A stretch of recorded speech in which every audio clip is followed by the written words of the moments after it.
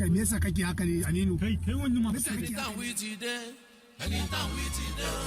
anytime we ti dé say anytime we ti dé anytime sọ̀rọ̀ rẹ̀ lọ́wọ́lọ́wọ́ táriwo gbalẹ̀ gboko àwí koko àkàndá ọ̀rọ̀ kó máa yé lọ́wọ́ àwí koko àkàndá ọ̀rọ̀ ẹ máa gbọ́ wa lọ. anytime we ti dé anytime we ti dé o anytime we ti dé sẹ́ anytime we ti dé o anytime sọ̀rọ̀ rẹ̀ lọ́wọ́lọ́wọ́ táriwo gbalẹ̀ gboko àwí koko ó dé àwí koko àwí koko àkàndá ọ̀rọ̀ kó máa yé lọ́wọ́ àwí koko àkàndá ọ̀rọ̀ ẹ máa gbọ́ wa lọ. ètò túmọ̀ gbọ́ wa tó tún nítumọ̀ kó máa yé lọ́wọ́ àkàndá ọ̀rọ̀ ẹ máa gbọ́ wa lọ. sọ̀rọ̀ ọlọ́gbọ́n kátákó mọ́kùn yọ kó máa yé lọ́wọ́ àwí koko lójú ọlọ́rọ̀ ẹ máa gbọ́ wa lọ. bọ́lọ́rọ̀ bá gbọ́ kí lọ́lọ́rọ̀ ó dẹ̀ ṣe kó máa yé lọ́wọ́ àṣà ìmọ̀ ẹ máa gbọ́ wa lọ. current affairs kó máa yé lọ́wọ́ ọ̀rọ̀ tó ń lọ ní ìgboro ẹ máa gbọ́ wa lọ. kódà tó fi dórí àwọn òṣèlú wa kó máa yé lọ́wọ́ ìtàn ẹ máa gbọ́ wa lọ. ìtàn àgbọ̀n fi kọ́gbọ́n kó máa yé lọ́wọ́ lórí ètò Àwíkókó ẹ máa gbọ́ wa lọ. àṣà ìmọ̀ kó máa yé lọ́wọ́ ìjìnlẹ̀ ọ̀rọ̀ lóríṣiríṣi ẹ máa gbọ́ wa lọ. lẹ́yìn mo gbọ́ ní tèmi o kó máa yé lọ́wọ́ ẹ jẹ́ ká gbọ́ ètò Àwíkókó kó máa yé lọ́wọ́. ẹ ǹlẹ́ gbogbo ọmọ kú oṣù òjìire bí ọgbọ́n la fi pẹ́ máa yà gbàǹgbà la fi péjò pẹ̀lẹ́bùtù la fi roko dé ọ̀pẹ ọgbọ̀gbọ́n la fi rẹ̀yìn kò tó nǹkan tí ń jẹni àkàndá ló rọ̀rọ̀ lẹ́nu bíi tejò ajáwó àrò irúnmọlẹ̀ padà bọ̀ràn míyàn mo tó kí gbogbo wa pàtúnkù dédé àkókò yìí níbikíbi tí kìíní ọ̀nka yín mọ́ ìbànújẹ́ ò ní bá yín ibi ò ní bà yín àtàwa àtẹ̀yìn àníírí gbé sọnù bí ò ṣe bí ọmọ mo kí nínú ilé mo kí lẹ́dẹ̀ yìí ọ̀rọ̀ lórí àwọn onísùmọ̀mí tí wọ́n ń kọjá àwọn bandí tí wọ́n ń kọjá táwọn ọlọ́pàá ń ṣẹ́wọ́ sí wọn pé kí wọ́n máa bọ̀ kò sí yọnu o ẹ wá kọjá o àwọn ọ̀dà ń dúró àdá ń lọ́wọ́ kọ́ o àwa ń ṣe tiwa ń bí kẹ́yìn náà mọ́ ṣe tí ń ní o ẹ mọ́ bá ti ń lọ láyọ̀ àtàláfíà káwa náà ó dúró tí a láyọ̀ àtàláfíà náà ló gbé mi wá mo nígbàgbọ́ pé ẹ rí fídíò yẹn briefly ẹ rí bí wọ́n ṣe pọ̀ tó lórí ọ̀kadà bí wọ́n ṣe dira wọn méjì mẹ́ta tí wọ́n gbé àwọn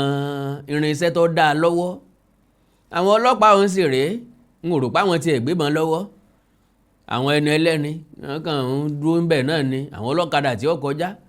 tí wọ́n gba wàásù gbọ́ 100 naira gba 200 naira lọ́wọ́ wọn làwọn ń dúró dè onímọ́tò tí ó kẹrù tí wọ́n tẹ̀ bàtì lọ́rùn pò ní yọ̀ọ̀ra ń jẹ fáwọn lónìí tí wọ́n béèrè iṣu lọ́wọ́ wọn àwọn eléyìí ni wọ́n dúró dè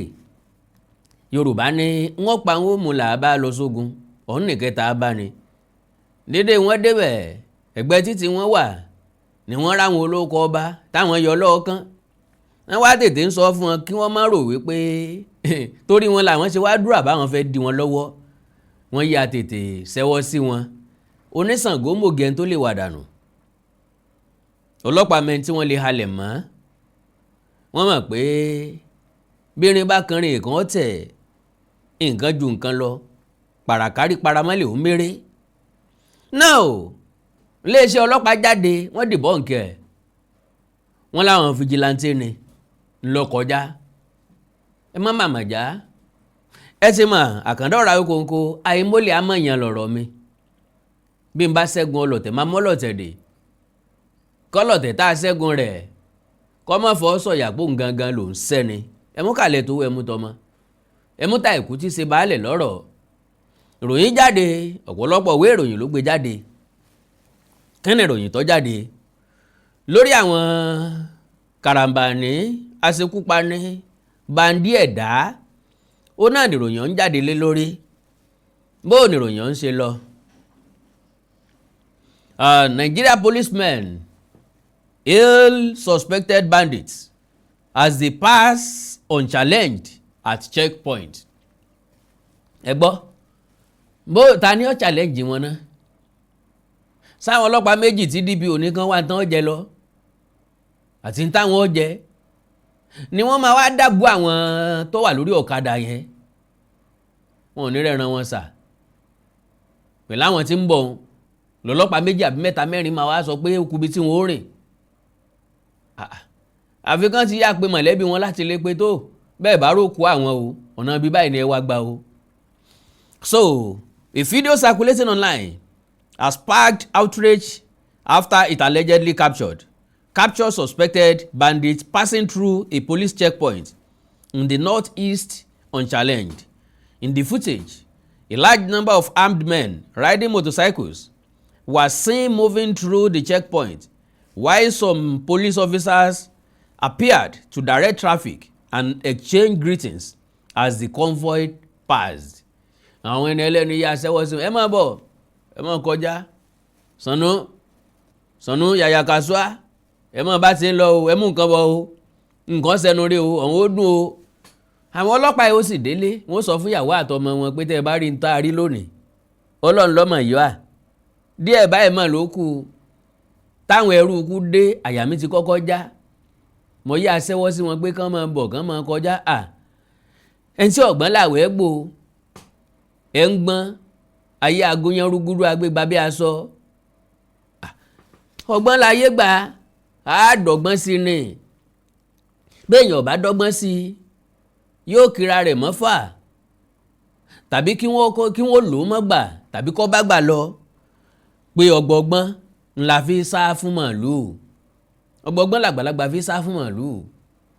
ọgbọ́gbọ́n iná làgbàlagbà wọ́ọ̀dà fi sá fọmọ ẹlẹ́wọ̀n tó bá wíkẹ́ẹ̀dì ọlẹ́lẹ́nu gbọ̀ngbọ̀n ọmọ burúkú òkúkú ojú bàbá rẹ̀ gan bọ́ ọba ti ń bínú ọyá má bínú já lọ ó mú wálẹ̀ nu kọ́ mọ́ forí gba ẹ̀sẹ́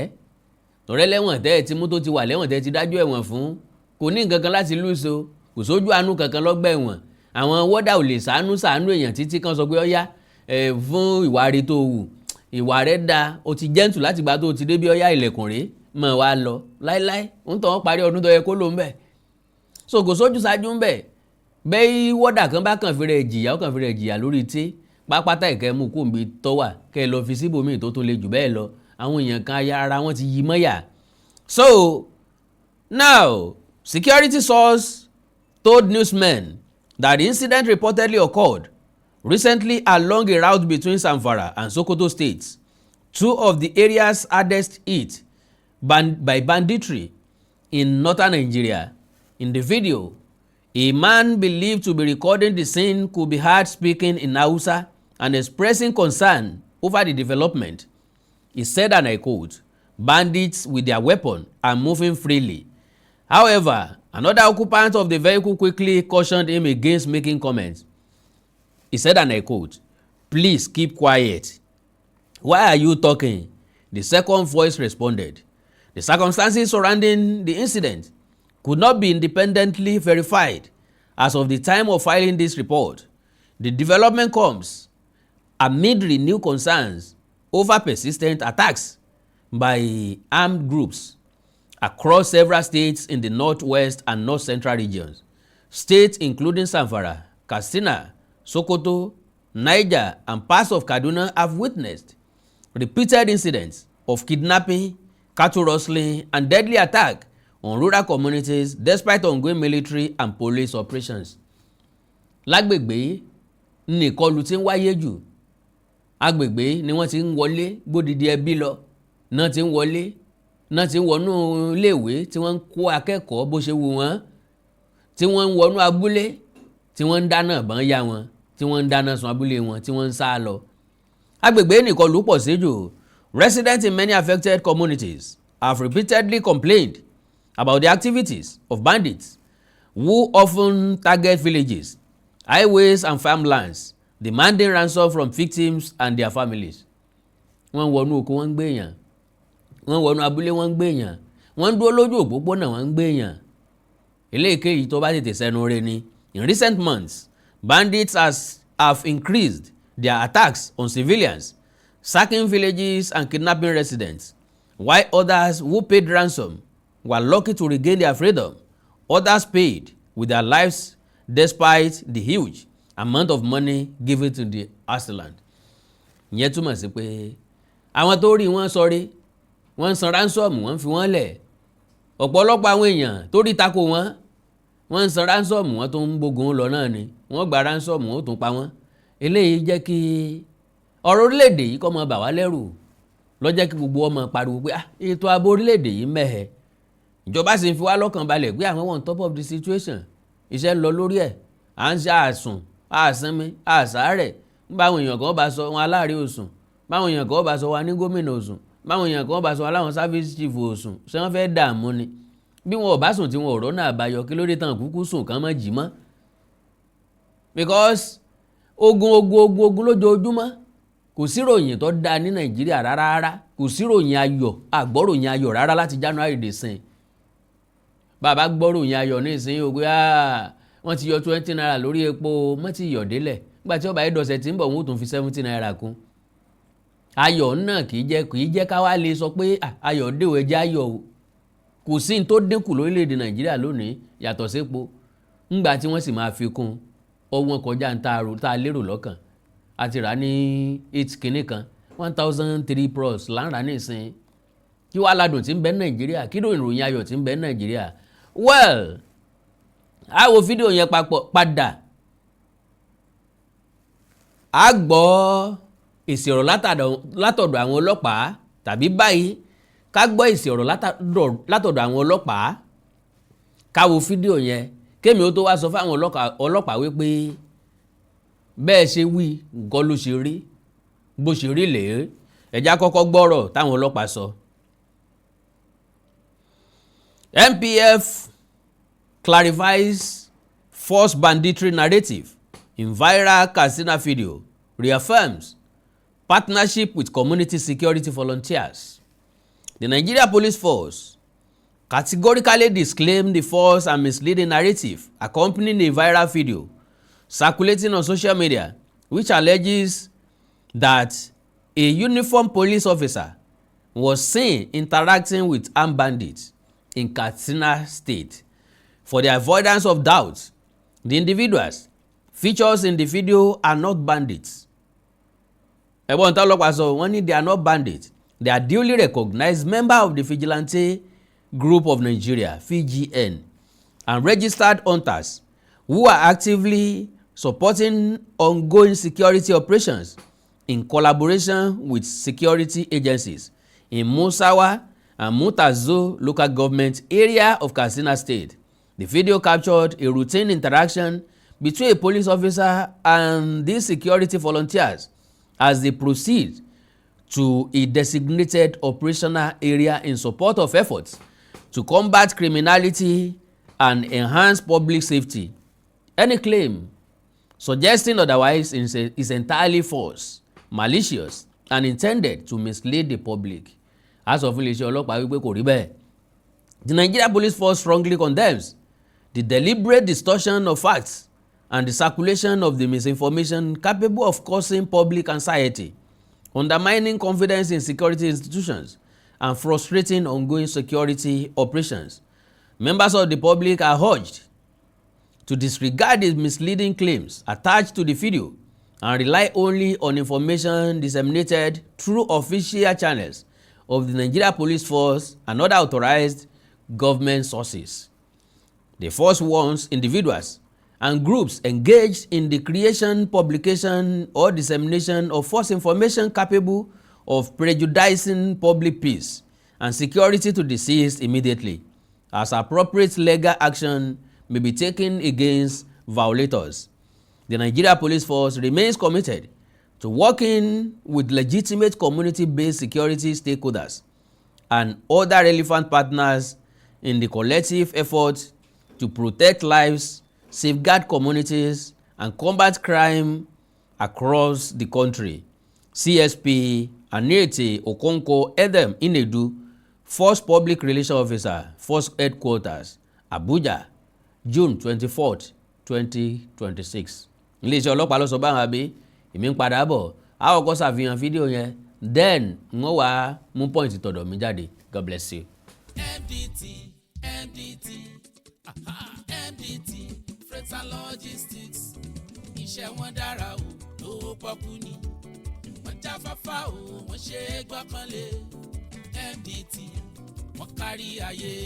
MDT Clearing Freight and Logistics alékìtìntì gbogbo èèyàn ló ròyìn iṣẹ́ wa cargo services wa lẹ́sẹ̀kẹsẹ̀ lówó péréte lẹ́wọ̀n gbé gàrí epo pupa èlùbọ́ ẹ̀gúsí ẹja gbígbẹ irú àpọ̀n aṣọ ìlẹ̀kẹ̀ àwọn ìwé pàtàkì àti bẹ́ẹ̀ bẹ́ẹ̀ lọ ránṣẹ́ sáwọn èèyàn yín láti Nàìjíríà sí Europe UK US Canada ibikíbi lágbàáyé kò tán síbẹ̀ ẹ̀yin tẹ́ wà ní Canada ẹ máa bọ̀ lọ́fíìsì wa ní Canada fún ohun tẹ́ ẹ fẹ́ gbé wá sí Nàìjíríà ìbáṣe mọ́tò electronics ohun èlò lóríṣiríṣi lọ bẹ́ẹ̀ ẹ̀yin tẹ́ ẹ ní kọ̀ǹtínà ọwọ́ kan láò clear kọ̀ǹtínà yín fún yín nílùú Èkó bó ṣe jẹ́ pé a tún lè bá yín gbẹ́rù yín dẹnu ọ̀nà yín níbikíbi lórílẹ̀‐èdè Nàìjíríà bẹ́ẹ̀ náà ló ṣe jẹ́ pé fún ẹ̀yin tẹ́ wà ní GTA area àtàwọn ìlú mìíràn ní Ontario Canada a tún lè wá gbé lọ́dọ̀ yín pẹ̀lú àsọyépọ̀ olú-iléeṣẹ́ MDT ní Nàìjíríà wà ní No. 5 Do Best Crescent off Olútósìn Àjàyí Street Àjàó Estate Oṣòdì Ṣọlọ Lagos ẹ bá wa sọ̀rọ̀ 0912 907 4004 ẹ̀ka iléeṣẹ́ MDT 2nd Avenue 22 Road G Close B-Mark Plaza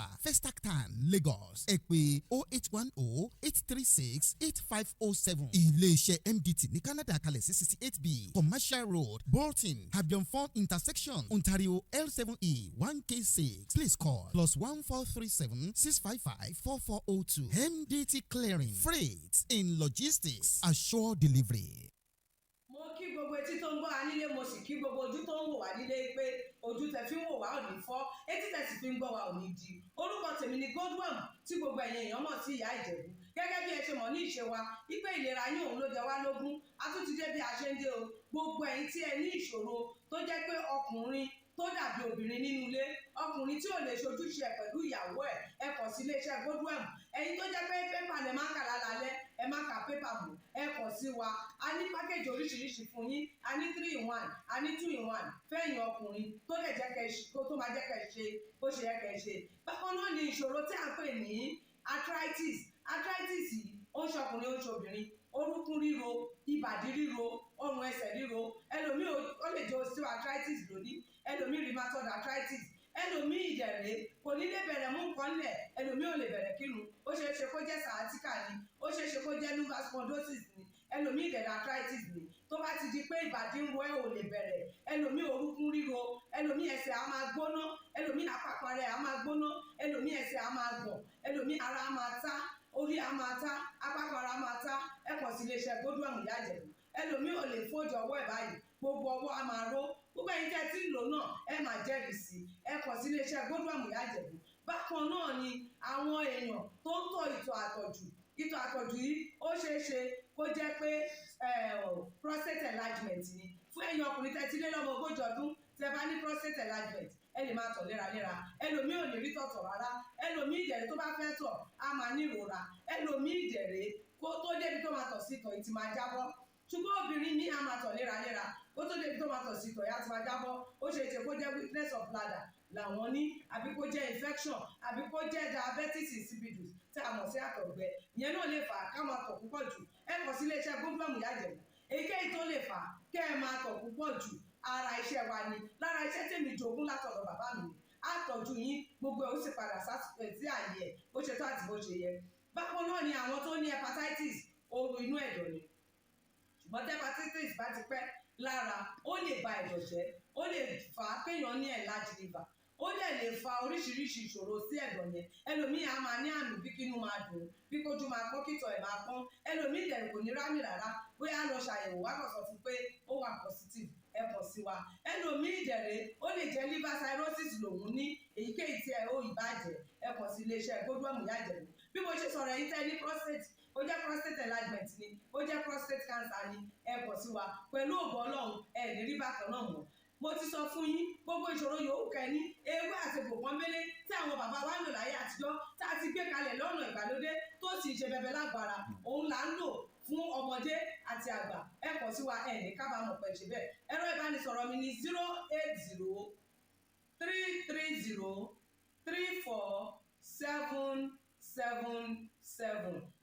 08033034777 ẹ bá wà lamẹ́ríkà kẹ́ ẹ wà ní Spain kẹ́ ẹ wà ní UK ibikíbi tẹ́ ẹ bá wà ó jẹ́ Canada Ìbàdàn ni bó lè jẹ́ Port Harcourt ni bó jẹ́ Àbújá ni ibikíbi tí ẹ bá wà ẹ kọ̀ sí iléeṣẹ́ Godwin Ìyá Ìjẹ̀bú ẹ bá mi sọ̀rọ̀ lórí WhatsApp ẹ lè pè mí ẹ lè fi voice note lẹ̀ ẹ lè fi message lẹ̀ lórí WhatsApp máa dá yín lóhùn bó ṣe tó àti bó ṣe yẹ gbogbo ibi tẹ́ ẹ bá wà lè gbòógì wá máa dé ẹ sì ní kábàámọ̀ pé ẹ kọ̀ sí iléeṣẹ́ Godwin Ìyá Ìjẹ̀bú ẹlòmíì apákan ara ẹ̀ á máa kú kí ló fà tápákan ara fi ń kú ẹ kọ̀ sí wa ẹ máa mọ̀ ẹlòmíì ọrùn àdédé máa steve ẹlòmíì àyà ló máa dùn ẹlòmíì ẹ̀gbẹ́ ló máa dùn ẹlòmíì á máa wúkọ́ ó lè wúkọ́ kókó ti wà lẹ́nu ẹ̀ tipẹ́tipẹ́ tí ò sì ní lọ ẹlòmíì ìjẹ̀rẹ̀ ó máa ní ìṣòro àti breathe in oxygen breathe out carbon dioxide àwa máa ní ìṣòro á máa ní kàtà gbogbo ìgbà kí ló ń fà ó ṣeéṣe kó jẹ́ asthma ni ó ṣeéṣe kó jẹ́ bronchitis ó lè ṣeéṣe kó jẹ́ pneumonia cough ìwọ ní tó bá ti kàn sí wa èyí tó bá jẹ́ nú ẹ̀ ló máa dìtámì irú egbògi tá a lè kẹ̀rà láti lè ṣe wa ẹ ṣe mọ̀ mo ti sọ fún yín o ẹ̀rọ ìbánisọ̀rọ̀ wa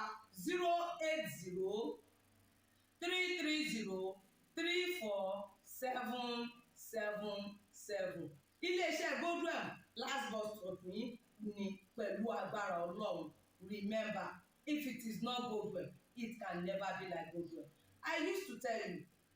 health is something to be treasured. Ire o. Now fídíò ń rè o àwọn ọlọ́pàá náà ń juwọ́ sí wọn yìí o wò bí wọ́n ṣe tò lọ́wọ́ ọ̀wọ́ èyí ni wọ́n ń pè ní ànìkànrìn ní sọmi ejò lófò ta ni ó dùbú wọn lọ́nà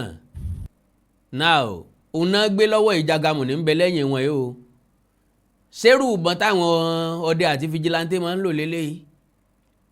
ẹ̀yin náà wà àwọn èèyàn ewu wọn bá ṣe ń kọjá lọ camouflage ló wà lọ́rùn eléyìí bíi sọ́jà camouflage sọ́jà ló wà lọ́rùn eléyìí o ṣé làwọn fìjìláńtẹ́ náà ń lò ní bá àwọn fìjìláńtẹ́ ní yúnífọ́ọ̀mù so bandi leléyìí bandi làwọn eléyìí kò sí nǹkan tí ń jẹ́ pé fìjìláńtẹ́ ni ṣé fìjìláńtẹ́ ló múra báyìí ṣé fìjìláńtẹ́ leléyìí fìlà sọ́jà leléyìí dé o àwọn eléyìí ń lọ confidently ni wọ́n ń lọ confidently ni torí irú machine kan náà wọ́n gbé dání wọ́n mọ̀rú machine tán fẹ́ gùn wọ́n mọ̀rú machine tán ń lò kì í ṣe just anyhow machine ni wọ́n ń lò wò bọ́n ṣe ń tú lọ sọ́wọ́n fìjìláńtẹ́ leléyìí sọ́wọ́n VGN leléyìí wọ́n tó ń juwọ́ síra wọn can you imagine that wọ́n ń juwọ́ síra wọn yàwá ń kọjá lọ o now ẹ jẹ́ ń padà sí ọ̀rọ̀ tí àwọn tó wà nínú mọ́tò sọ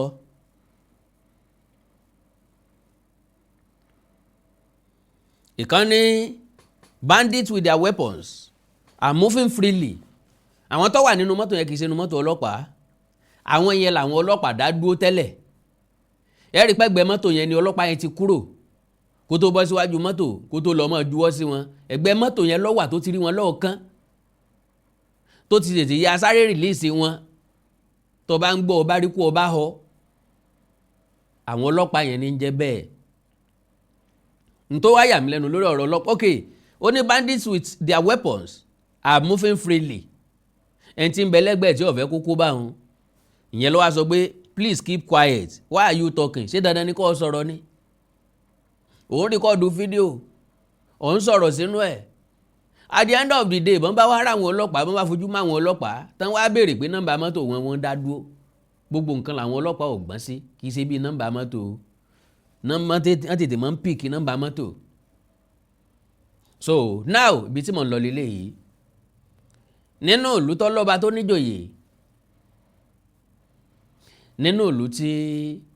a ti rò wípé ètò ààbò rẹ̀ yóò rú gọ́gọ́ nínú ìlú tó ti ń fọkàn balẹ̀ tó ti ń sùn dáadáa tó ní gọ́ọ̀mẹ̀ntì wà lórí ọ̀rọ̀ banditry pé wọ́n ń bójútó pé wọ́n ń ṣiṣẹ́ lọ́wọ́ adìyẹ lógún yẹ bó ogun wọn tí ò jẹ́ kó ogun wọn hàn jáde so ti rí ní tá a bá pàdé ń bẹ̀ ṣé èsì bí ìgbà téèyàn ń dáná ní pásẹ́jì tó bo petrol mọ́nu yàrá nù tó bá explode ṣé èèyàn ò lè withstand ẹ̀ àkàndá ọ̀rọ̀ ayọ̀kọ̀ǹkọ̀ ìbéèrè lásán lèmi ń béèrè lọ́wọ́ ẹ o and again kílẹ̀ tí iléeṣẹ́ ọlọ́pàá gùdù nínú kan máa debunk nǹkan kan máa sọ wípé ó wà baseless ó wà unverify ó wà misleading whereas fúnra lára wọn picture lélẹ́yìí lára àwọn tí ń lọ ni ìkan dé fìlà sọ́jà ẹ wò bọ́n tó gbé dání ṣé bọ́n tí àwọn fijilantè ń lò lélẹ́yìí ṣé rúbọ́n fijilantè lélẹ́yìí tó gbé dání ṣé bọ́n fijilantè rèé so gbogbo àwọn question yìí ńlọ́yà béèrè lọ́wọ́ iléeṣẹ́ ọlọ́pàá ńbo lẹ̀ mú wa lọ ńbo lórílẹ̀‐èdè yìí ń lọ àkókò òjòyè ọ̀sán ju mojoyè ẹnu mi ọ̀kálù béèyàn ọ̀bá lọ́lọ́pàá ńgbà tílé ayé wà tí ò tí ì sáwọn ọlọ́pàá àwọn baba ńlá baba wa mọ̀mọ́ ṣe ń dáàbò bora wọn bí ọba sọlọ́pàá ọkàn wọ́n ti wà ń bi pé kò sọlọ́pàá àmọ́ bá a ṣe ń dáàbò bora wa ọlọ́run ọba mi ń gbọ́ ká ní ọ̀sọ́lọ́pàá ni wàláì kò ní sólè torí kálukú ó ti di ẹhàn náà kálukú ó ti di dìbòlugi ẹni tí ó wọlé anybody láàrin wa ó ń tọ́ ó múra dáadáa òní kálukú ó ti mọ̀ wípé inú ikú lóró oúnjẹ bóun ọba múra dáadáa anybody ló lè gbẹ̀mí òun so àwa gó ti di wèrè kánú ilé á ti di wèrè kánú ìlú bọ́ ọba rìn ọmọ rìn tóògùn ni ẹ̀ ń bá yìnyín tí ọba fi bà ọ́ tó ń tọ̀ ń ta àánú Olódùmarè ò ní fi wá sílẹ̀ o Ọlọ́run máa kó wa máa ṣe lórílẹ̀‐èdè yìí o Ọlọ́run máa fi ìṣọ́ ẹ̀ṣọ́ wa lórílẹ̀‐èdè yìí o Ọlọ́run ní járìn ju ebi ń pọ̀ náà má gbọ́kàn lọ́lọ́pàá o ọlọ́pàá ní juwọ́ sáwọn bandits yìí o má fọkàn sí pé wọ́n rescue ẹ o àbí torí pé ojókòó tọlọ́pàá odó tọlọ́pàá lẹ́wà ń lẹ́nu bébébé wọ́n ó fi ọ́lẹ̀ yọ àyọ̀ o nàyọ́ lọ wa o wọ́n ó fi ọ́lẹ̀ pẹ̀lú wàhálà tiẹ̀ wọ́n ó dìde kó lẹ́gbẹ̀ẹ́ wọn bá tiwọn lọ wọ́n dẹ̀ sọ fún àwọn ọmọ ń pẹ́ àwọn ògbọ́n pa ẹ̀ àwọn ògbọ́n pa wọ́n ti gé àwọn létí lọ àkàndá ọ̀rọ̀ Awíkonko Àjàó àrò Awíkonko aṣọ lójú ọlọ́rọ̀ bọ́lọ́rọ̀ bá gbọ́ kí n bàbá ńlá bàbá ọlọ́rọ̀ ó ṣe ẹ láìkẹ́ follow page mi lórí Facebook Awíkonko TV àti Awíkonko television Awíkonko television àti Awíkonko TV ẹ subscribe sí YouTube channel mi Awíkonko TV ẹ ní nǹkan pàtàkì tẹ́ fẹ́ kájọ sọ ẹ já sọ lórí WhatsApp +234 904 851 9362 +234 904 851 9362 èdè àti àṣàlẹ̀ káàrọ̀ òjìrè bí òní wọmi orílẹ̀-èdè lẹ̀ káàrọ̀ òjìrè òní dàrú ìlú ẹnì kọ̀ọ̀kan wa yóò tòrò mìnìmìnì àjò àṣẹ o. ẹ kú dédé ìwòyí gbogbo ọmọ Nàìjíríà Àkàndá ọ̀rọ̀ Awíkonko ní orúkọ mi mo ní kí n sọ fún yín nípa new business mi ní ṣé mọ̀ wípé ọ̀nà kan ò wọjà dífá fún sọ̀rọ̀sọ̀rọ̀ tí ń ta mọ́tò mò ń ta ilé bóyá ẹ ní ilẹ̀ tàbí ilé tó jẹ́ ní òtẹ́ fẹ́tà tàbí ẹ ní ọkọ̀ ayọ́kẹ́lẹ́ tẹ́ ẹ kó wọlé látòkè òkun ẹ pè mí kájọ dòwà séjèrè pọ̀ lọ́wọ́lọ́wọ́ báyìí ilé ń bẹ ọkọ̀ ayọ́kẹ́lẹ́ wà dáadáa 3 bedroom flat and suite ó wà ní GRA extension Ṣàgámù ìpínlẹ̀ Ògùn ilé tuntun ni wọ́n ti parí ẹ̀ wọ́n ti kùn ún ó ní géètì wọ́n wọ ilẹ̀ rẹ̀ bọ́ọ̀hù ti wà ń bẹ̀ ẹ máa gba survey building permit àti receipt 45 million naira péré ni ilé tó jowó ẹ̀ lọ ni Toyota Corolla Sport 2016 model ó ń bẹ nílẹ̀ 14 million naira péré ni Lexus RS 350 45 million naira ló náà Benz C300 18 million naira péré ni bóyá ẹ sì fẹ́ Benz CSL 550 15 million naira péré ló náà Range Rover Sport 55 million naira péré ni ẹ kàn sí mi lórí nọ́mbà yìí lórí WhatsApp fún àlàyé síwájú +234 904 851 9362 +234 904 851 9362 Awíkonko TV and Advertising Company Limited ọ̀gá làlágbà lágbo eégún. Awíkonko Development Fans Club ilé aláyọ̀ ilé wa. Awíkonko Development Fans Club ilé aláyọ̀ ilé wa. Ẹgbẹ́ tó dúró fún ìdàgbàsókè àti tẹ̀síwájú èdè àṣà àtún àjogúnbá ilẹ̀ Yorùbá. Ẹgbẹ́ tó fẹ́ ìrẹ́pọ̀ gbogbo ọmọ Yorùbá tó tún gbé àṣà àti ṣe Yorùbá lárugẹ. Awíkonko Development Fans Club ilé aláyọ̀ ilé wa. Awíkonko Development Fans Club Worldwide ẹgbẹ́ tí kò rọ̀gbọ̀kú lé ìjọba ẹgbẹ́ tó dúró fún ìdàgbàsókè àti ìtẹ̀síwájú èdè àṣà àtún àjogúnbá ilẹ̀ Yorùbá pẹ̀lú àtìlẹ́yìn gbajúgbajà pèdèpèdè ní Àkàndá ọ̀rọ̀ Awíkonko ẹgbẹ́ tó ń fẹ́ ìrẹ́pọ̀ gbogbo ọmọ Yorùbá ẹgbẹ́ tó ń gbé àṣà àti ṣe Yorùbá lárugẹ ẹgbẹ́ tó dúró láti ṣàtìlẹ́yìn tó gbọngbọ́n fún Àkàndá ọ̀rọ̀ Awíkonko àti àwọn ètò rẹ̀ káàkiri àgbáyé àǹfààní wà láti darapọ̀ mọ́ wa ẹ bá wa sọ̀rọ̀ lórí WhatsApp nìkan ẹ lè pè wá ẹ lè send text message tàbí voice note pẹ̀lú àwọn nọ́mbà wọ̀nyí +234 8053270136 tàbí ààrẹ ẹgbẹ́ Adéolú Adékọ́lá lórí +17048912729. Awíkonko Development Fans Club Worldwide ilé aláyọ̀ nílé wa.